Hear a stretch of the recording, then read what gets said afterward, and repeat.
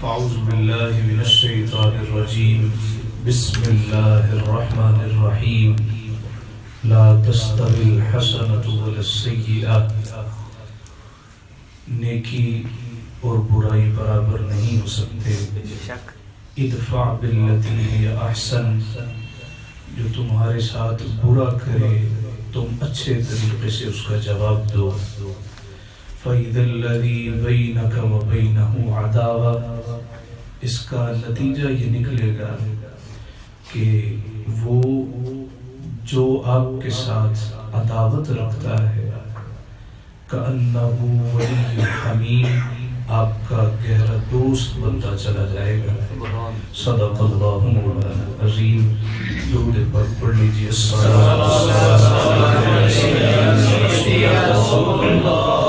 وعلى آلك وأصحابك يا سيدي يا حبيب الله الصلاة والسلام عليك يا سيدي يا رحمة للعالمين وعلى آلك وأصحابك يا سيدي يا خاتم النبيين.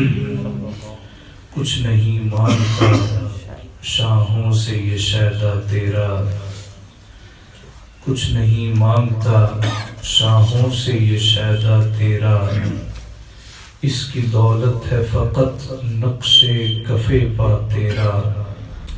پورے قد سے جو کھڑا ہوں تو یہ تیرا ہے کرم، مجھ کو جھکنے نہیں دیتا ہے سہارا تیرا. سبحان اللہ سبحان اللہ. معزز و مکرم حاضرین محترم، اللہ تعالیٰ کے فضل و کرم اور حضور علیہ الصلوۃ والتسلیم کی نظر رحمت اور عنایت سے آج ہم ایک مرتبہ پھر ماہانہ محفل درود پاک کے سلسلے میں یہاں پہ حاضر ہیں. اللہ سے دعا ہے اللہ تعالیٰ ہم سب کی حاضری قبول و منظور فرمائے.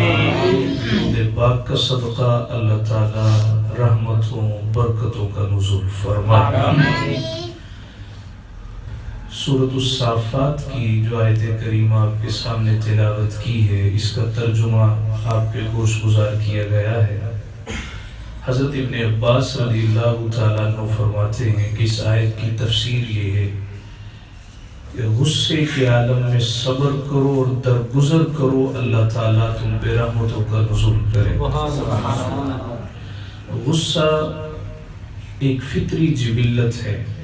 پچھلے دنوں آپ نے ٹیلی ویژن کے ذریعے دیکھا، اخبارات کے ذریعے پڑھا کہ لاہور میں پڑھے لکھے لوگوں نے لاہور کارڈیالوجی ہاسپٹل میں دھاوا بولا. وہاں پہ نہتے مریضوں کو جو پہلے ہی بیچارے آدھے مرے تھے مکمل مار دیا گیا. تو لوگوں نے سوالات اٹھائے، اتنا پڑھنے لکھنے کے باوجود بھی انسانیت باقی نہیں رہی. پہلے ہم دیکھا کرتے تھے کہ لڑائی ہو جاتی تھی تو کہ سیانہ درمیان سے اٹھتا تھا، کہتا تھا بس کرو. قبلہ فقیہ الاسر رحمۃ اللہ تعالی علیہ نے مجھے ایک بات سنائی. کہنے لگے میں جب پہلی دفعہ حج کے لیے گیا تو مکہ مکرمہ یا مدینہ منورہ کی کسی گلی سے گزرتے ہوئے سامنے سے ایک گاڑی آ گئی. سامنے سے گاڑی آئی تو ادھر سے بھی گاڑی آ گئی. اب عربوں کے پاس نیا نیا تیل آیا تھا، اکھڑ مزاج ہو گئے تھے. تو وہ کہتا ہے تو گاڑی پیچھے کر، یہ کہتا ہے تو گاڑی پیچھے کر. دونوں ہی پیچھے ہٹنے کا نام نہیں لے رہے تھے. یہاں تک کہ اس گاڑی سے بھی لوگ باہر نکل آئے، اس گاڑی سے بھی نکل آئے. پہلے تو تکار شروع ہوئی، پھر گالم گلوچ شروع ہو گئی. پھر اس کے بعد لڑائی جھگڑے پہ نوبت آنے لگی. ادھر سے کچھ ڈنڈے نکال لائے، ادھر سے کچھ سوٹیاں نکال لائے.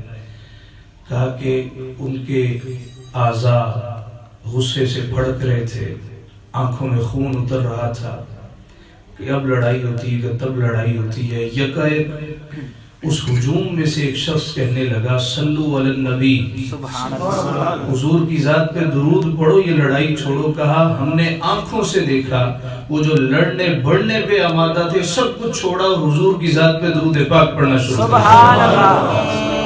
تو پہلے ہم دیکھتے تھے کہ کوئی سیانہ بندہ ہے وہ درمیان سے کھڑا ہو جاتا تھا، یار کیوں لڑائی کر رہے ہو، بس کرو. اور بڑوں کی قدر ہوتی تھی، بڑوں کی عزت ہوتی تھی، توقیر ہوتی تھی، اب وہ توقیر بھی نہیں رہی، بڑوں کی عزت بھی نہیں رہی۔ مصطفیٰ نے فرمایا کوئی بڑا دیکھو تو صحیح نا کہ بال سفید ہیں، اللہ بھی اس سے حیا کرتا ہے۔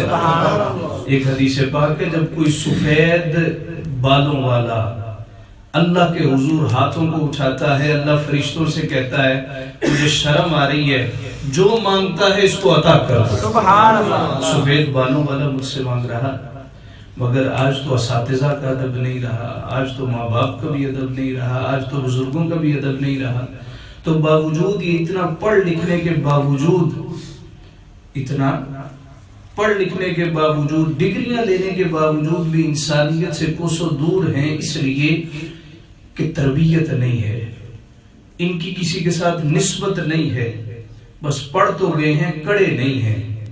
وہ ایک عورت آئی نا حضرت جی کے پاس اور کہنے لگی جی دعا کرو حضرت جی میرا پتر پڑھتے گیا ہے، کڑیا نہیں۔ آپ نے فرمایا ماں اس کے لیے بھی دعا کر، ہمارے لیے بھی دعا کر۔ کہنے لگی میں گناہگار نہ مانی، آپ دعا کریں۔ فرمایا نہیں اماں، 70 ولیوں کی دعا ایک طرف ہوتی ہے، اکیلی ماں کی دعا ایک طرف ہوا کرتی ہے۔ تو غصہ ایک جبلت ہے انسان کے اندر، اللہ نے ایک جبلت رکھی ہے، یہ جائز کاموں پہ جائز حد تک آئے تو مبارک اور مستحسن ہے، یہی ناجائز جگہوں پہ آئے اور حد سے تجاوز کر جائے تو حرام ہو جاتا ہے۔ مثلا حضور نے فرمایا جب برائی دیکھو تو ہاتھ سے روک دو، یعنی برائی دیکھو تو تمہیں غصہ آنا چاہیے، یہ کیا غلط کاریاں ہو رہی ہیں، یہ کیوں جھوٹ بولا جا رہا ہے، یہ کیا 2 نمبریاں ہو رہی ہیں، یہ کیوں فراڈ ہو رہا ہے۔ تو جائز کام پہ غصہ آنا چاہیے، ناجائز پہ غصہ نہیں آنا چاہیے۔ لیکن اگر اس کے برعکس ہونا شروع ہو جائے کہ ناجائز کام ہو رہا ہے اس کو پرواہ کوئی نہیں، اور جائز کام ہو رہا ہے تو آپے سے باہر ہو رہا ہے، تو اس کو سوچنا چاہیے کہ میرا ایمان بھی کامل ہے یا ایمان نام کی شاہی ختم ہو گئی۔ تو جائز کاموں پر آئے مبارک اور مستحسن ہے، کب؟ جب ایک حد تک آئے، اور ناجائز کاموں پہ آئے حد سے تجاوز کر جائے، یہی جو مستحسن ہوتا ہے یہی حرام ہو جاتا ہے۔ حضرت عطیہ رضی اللہ تعالیٰ عنہ راوی عن عطیہ رضی اللہ عنہ قال قال رسول اللہ صلی اللہ علیہ وسلم ان الغضب من الشیطان، بے شک غصہ شیطان کی طرف سے، مصطفیٰ فرما رہے بخاری کی روایت، بے شک غصہ شیطان کی طرف سے ہے، وَإِنَّ الشَّيْطَانَ خُلِقَ مِنَ النَّارِ، اور شیطان آگ سے پیدا کردہ ہے، وَإِنَّمَا تُطْفَأُ النَّارُ بِالْمَاءِ، اور بے شک آگ پانی سے بجھا دی جاتی ہے، فَإِذَا غَضِبَ أَحَدُكُمْ فَلْيَتَوَضَّأْ، تو تم میں سے جب کوئی غصے میں آ جائے اس کو چاہیے وضو کر لے، اللہ غصہ دور کر دیا کرے۔ اسی طرح ایک اور حدیث پاک ہے حضور علیہ الصلوۃ والتسلیم کے سامنے 2 لوگ لڑ پڑے، بخاری اور مسلم کی متفق علیہ حدیث ہے، گالم گلوچ شروع ہو گئی کہ ان دونوں میں سے ایک آدمی کی رگ پھولنے لگی، غصے والی رگ اس کی پھولنے لگی اور آنکھیں گارے برسانے لگی۔ مصطفیٰ نے فرمایا میں ایک جملہ جانتا ہوں، میں ایک کلمہ جانتا ہوں، اگر یہ کلمہ پڑھ لے اس کا جو غصہ ہے، جو غصے میں آیا ہے، اس کا غصہ جھاگ کی طرح بیٹھ جائے گا۔ یا رسول اللہ وہ کلمہ کیا ہے؟ حضور نے فرمایا اگر یہ اعوذ باللہ من الشیطان الرجیم پڑھ لے اللہ اس کا سارا غصہ دور کر دے گا۔ ایک اور حدیث پاک ہے حضور علیہ الصلوۃ والتسلیم نے ارشاد فرمایا قیامت کے روز وہ شخص جو انتقام کی قدرت کے باوجود غصہ پی جائے، اللہ اس کو برسر مجلس بلائے گا اور فرمائے گا یہ جنت ہے، جنت کی جس حور پہ ہاتھ رکھے گا اللہ تجھے عطا کر دے گا۔ موجم الطبرانی اور اوسط کی روایت ہے، ایک صحابی مصطفیٰ کی خدمت میں حاضر ہوئے، یا رسول اللہ فرائض کے بعد کوئی ایک کام بتائیں، کوئی ایک عمل بتائیں میں وہ کروں اللہ تعالیٰ مجھے جنت عطا کر دے۔ پھر سنیے اس کو یاد رکھیے، حضور علیہ الصلوۃ والتسلیم کی خدمت میں ایک صحابی حاضر ہوئے، الطبرانی نے اس کو اپنے موجم میں نقل کیا۔ حضور کی خدمت میں صحابی حاضر ہوئے، یا رسول اللہ صلی اللہ علیہ وسلم، فرائض کے بعد مجھے ایک کام بتائیں، میں وہ کروں اللہ مجھے جنت دے دے۔ حضور نے فرمایا ایک ہی بتاؤں گا، کر لینا۔ یا رسول اللہ ارشاد فرمائیے، حضور نے فرمایا غصہ نہ کیا کر، اللہ تجھے جنت عطا کر دے۔ سبحان اللہ۔ ککھ سواد نہ مشری اندر، اتے کھنڈا بھی چکھ ڈٹھیاں، انہاں ساریاں چیزاں نالوں گلاں سجڑ دیاں بٹھیاں۔ حضور نے فرمایا ایک کام کرے گا اللہ اسی کے صدقے تجھے جنت عطا کر دے گا، اور وہ کام کیا کرنا بھی نہیں ہے، بس غصہ پی جانا ہے، اللہ جنت عطا کر دے گا۔ یہ معاشرے میں لڑائی جھگڑے، سڑک پہ نکل جائیں، دکان پہ بیٹھ جائیں، دنگے فساد اس لیے ہوتے ہیں کہ وہ غصہ جذب کرنے کی، اس کو پی جانے کی حصی ختم ہو گئی ہے۔ ہم سارے کے سارے کہتے ہیں جی بلڈ پریشر کے مریض ہو گئے ہیں، جی ہم سے برداشت نہیں ہوتا، سارے ہم سے برداشت نہیں ہوتا، بھی برداشت کرو گے تو اللہ جنت عطا کرے گا۔ جنت بھی اتنی سستی تو نہیں ہے، نہ تم نے نمازیں پڑھنی ہے، نہ راتوں کو اٹھنا ہے، نہ تہجد ہے، نہ اشراق ہے، نہ چاشت ہے، بھی کچھ تو کرو نا۔ اچھا چلو کچھ کر نہیں سکتے، بیٹھے بیٹھے غصہ پی جاؤ، اللہ پھر بھی جنت عطا کر دے گا۔ حضور کی اپنی حیات طیبہ کیا، یہ جتنے پڑھے لکھے ہیں، ایم بی بی ایس سے بڑی تو ڈگری کوئی نہیں ہوتی نا، ایل ایل بی سے بڑی ڈگری کیا ہو سکتی ہے؟ اور ہمارے معاشرے میں کہتے ہیں جی بڑے پڑھے لکھے لوگ ہیں، خاک پڑھے لکھے جن کو انسانیت کی تمیز نہیں ہے، انسانیت کا ادب نہیں ہے۔ اور اسی طرح اگر کوئی کہے جو میں بہت پڑھ لکھ گیا ہوں، اسے تمیز ہی نہ ہو۔ حدیث پاک ہے کہ حضور علیہ الصلوۃ والتسلیم مولا علی کے ساتھ کہیں تشریف لے جا رہے تھے کہ سامنے سے ایک شخص آیا کہ کہنے لگے یا رسول اللہ، جو ساتھ بستی ہے سارے کے سارے غیر مسلم ہیں، اگر ان کو ہم تھوڑا اناج دے دیں، تھوڑا پیسہ دے دیں، سارے مسلمان ہو جائیں۔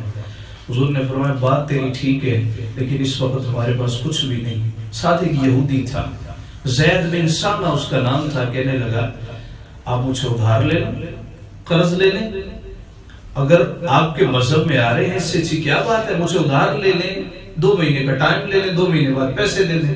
حضور نے فرمایا ٹھیک ہے، اسے ادھار لیا اور بستی والوں کو اناج دیا، پیسے دیے، وہ سارے مسلمان ہو گئے۔ 2 مہینے کا وقت تھا۔ یہ زید بن سامہ یہودیوں کا بڑا عالم تھا۔ حضور علیہ السلام حضرت عمر فاروق کے ساتھ بازار سے گزر رہے تھے، ابھی مہلت ختم نہیں ہوئی تھی، 2-3 دن باقی تھے۔ اس نے حضور کو پکڑ لیا اور کہا میرے پیسے نہیں دیتے، ادھار لے رکھا ہے، واپس کیوں نہیں کرتے؟ کہ تم قریشیوں نے کب سے ڈھونگ رچا رکھا ہے، پیسے لیتے ہو بعد میں پوچھتے نہیں ہو۔ حضور خاموش ہو گئے۔ حضرت فاروق اعظم رضی اللہ تعالیٰ عنہ کے کندھے پھڑپھڑانے لگے، اور آپ قریب تھا اس کا گریبان پکڑتے زمین پہ رکھ کے مارتے کہ ہمارے محبوب کی شان میں کس طرح کی بے ادبی گستاخی کر رہا ہے۔ حضرت عمر فاروق رضی اللہ تعالیٰ عنہ جب آپے سے باہر ہونے لگے نا، حضور نے حضرت عمر کو پکڑ لیا، کہا عمر یہ کیا کر رہے ہو؟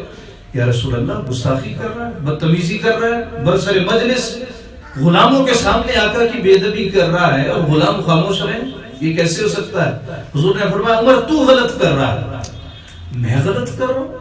یا رسول اللہ اس کا رویہ دیکھیں، میں نے تو اس کو روکا ہے، آپ مجھے فرما رہے ہیں عمر تو غلط کر رہا ہے، تجھے چاہیے۔ دیکھیں نا، انسان اپنوں کو ہی کہتا ہے، غیروں کو تو کوئی نہیں کہتا، اپنا ہے تو کوئی کہتا ہے۔ حضور نے فرمایا عمر تو غلط کر رہا ہے۔ یا رسول اللہ اس کا رویہ دیکھیں، حضور نے فرمایا عمر تجھے چاہیے تو مجھ سے کہہ، اللہ کے نبی اس کا ادھار واپس کریں، اور تجھے چاہیے کہ تو اس سے کہہ بھائی بات ذرا ادب سے کرتے۔ ایسا کوئی محبوب نہ ہوگا نہ کہیں ہے، بیٹھا ہے چٹائی پہ مگر عرش نشی ہے، تو چاہے تو ہر شب ہو مثال شب اسرا، تیرے لیے 2-4 قدم عرش بری ہے، دل گریاں کنا اور نظر سوئے مدینہ، اعظم تیرا انداز طلب کتنا ہنسی ہے۔ حضور نے فرمایا عمر تو غلط کر رہا ہے، تو اس کو برا بلا کہہ رہا ہے، تجھے چاہیے مجھ سے کہہ اللہ کے نبی ادھار لیا واپس کریں، اور اس سے کہہ بات ذرا ادب سے کرتے ہیں۔ اچھا ابھی اناج لے کے آؤ، ابھی جو بنتا سرتا ہے اس کو دو، ادھار واپس کرو۔ فاروق اعظم تول تول کے دینے لگے۔ جب تول رہے تھے نا، حضور نے فرمایا عمر تو ذرا تے سختی کی ہے، انہوں تھوڑا ود پا کے نہیں۔ انہوں تھوڑا ود پا کے نہیں کوئی مثل نہ ڈھولن دی چپ کر مہر علی تھے جا نہیں بولن دی سبحان اللہ نعرہ تکبیر اللہ اکبر نعرہ رسالت یا رسول اللہ نعرہ حیدری یا علی حضور فاروق توڑ کے دے رہے ہیں پورا ہو گیا نا حضرت عمر اور ڈالنے لگے کہ حضور نے کہا زیادہ دینا وہ کہنے لگا عمر میرا تو پورا ہو گیا حضرت عمر فاروق رضی اللہ تعالیٰ عنہ کہنے لگے تجھے پھوٹی کوڑی نہ دوں جتنا تو بدتمیز آدمی ہے تجھے کچھ بھی نہ دوں مگر بات یہ ہے میرے حضور نے کہا تجھ سے تھوڑی بد کلامی ہو گئی ہے میں نے تھوڑی سختی کر دی ہے تھوڑا زیادہ دوں تیرا دل دکھ گیا ہے جب اس نے اتنا سنا نا کہنے لگا عمر مجھے پہچانتے ہو کہا نہیں پہچانتا کہا میں زید بن ثانہ حضرت عمر کھڑے ہو گئے تو وہی ہے جس کا شہرہ پوری دنیا میں ہے کہا میں وہی ہوں کہا یہودیوں کا اتنا بڑا عالم ہے بات کرنی نہیں آتی کہا عمر میں نے تورات پڑھی ہے میں نے تورات حفظ کی ہے اس میں نبی آخر الزمان کی جتنی صفات تھی میں نے ساری دیکھ لی تھی ایک صفت رہ گئی تھی کہ جب وہ حالت جلال میں ہوں گے ان کا حلم غالب آ جائے گا معاف کر دیا کرے گا میں نے صرف اس صفت کو دیکھنے کے لیے یہ سارا ڈھونگ رچایا ہے حضرت عمر کہتے چل ٹھیک ہے ابھی اٹھا اور جا کہنے لگا عمر اب میرا رہ کے گیا ہے مجھے حضور کی خدمت میں لے چلو کلمہ پڑھوں گا مسلمان ہو جاؤں گا میں تو آیا سا مار مقام میں نو مار دے لے چلو کتھو چنے نے تسائے پھول نوری میں اس دربار میں چلے چلو حضور علیہ السلام کی 11 ازواج سیدہ عائشہ صدیقہ کہتی ہیں ہماری گروپنگ ہوئی تھی گھر میں زوجہ ہو ساتھ میں نند بھی ہو ساتھ میں دیورانیاں بھی ہوں تو آپس میں گروپ بندیاں ہو جاتی ہیں اور ہر گھر میں کوئی جھگڑے تو ہوتے ہی ہیں نا چھوٹے موٹے جھگڑے تو ہوتے رہتے اور اگر انسان اس کو ڈیل کرنا جانتا ہو تو معاملہ تھم جاتا ہے زندگی کی گاڑی چلتی رہتی ہے اور یہ ہر گھر میں ہوتا ہے اونچ نیچ ہر گھر میں ہوتی ہے حضور علیہ الصلوۃ والتسلیم کی 11 ازواج تھی حضرت عائشہ کہتی ہیں ہمارے 2 گروپ بنے تھے ایک کی ہیڈ میں تھی یعنی سیدہ عائشہ اور ایک کی ہیڈ سیدہ زینب تھی یہ کون کہہ رہا ہے سیدہ عائشہ صدیقہ کہہ رہا ہے کہا کہ زینب کھانا بڑا اچھا بناتی تھی کسی کے گھر باری ہوتی نا حضور فلاں زوجہ کے گھر تشریف لے گئے ہیں تو سیدہ زینب کھانا بنا کے بھیج دیتی تھی یعنی یہ تو شروع سے چلا آ رہا ہے نا کہ مرد کے دل تک جانا ہے تو میدے کے ذریعے ہو کے جاؤ تو سیدہ عائشہ صدیقہ کہتی ہیں زینب چونکہ کھانا بڑا اچھا بناتی تھی مصطفیٰ پسند بھی کرتے تھے ایک دن میری باری تھی میں نے ہنڈیا چولہے پہ چڑھا رکھی تھی مصطفیٰ تشریف فرما تھے میں کھانا بنا رہی تھی کہ جلدی جلدی کھانا بنے میں اور میرے سرتاج محمد مصطفیٰ مل کے کھانا کھائیں دروازہ بجا میں نے دروازہ کھولا کیا دیکھتی ہوں کہ سیدہ زینب کی باندھی نوکرانی ہاتھ میں پیالہ ہے پیالے میں سالن ہے مجھے کہتی ہے یہ زینب نے حضور کے لیے سالن بھیجا کون برداشت کر سکتا ہے سیدہ عائشہ صدیقہ کہتی ہیں میں نے وہ پیالہ پکڑا رکھ کے زمین پہ اس کے سامنے مارا پیالہ کرچی کرچی ہو گیا سالن سارا زمین پہ گر گیا میں نے کہا یہاں سالن نہیں بنتا اس گھر میں ہانڈی نہیں بنتی تم کیوں لے کے آتی جب میں نے اتنی بات کہی نا اور شور ہوا مصطفیٰ کریم علیہ السلام اندر سے تشریف لے آئے کہا کہ سارا ماجرا حضور نے دیکھا سمجھ آ گئی مجھے کچھ نہیں کہا جلدی سے مصطفیٰ نیچے بیٹھ گئے سالن سائڈ پہ کیا اٹھایا وہ جو پیالہ ٹوٹا پڑا تھا اس کی کرچیاں اکٹھی کی مٹی کا پیالہ کرچیاں اکٹھی کی سائڈ پہ رکھ دی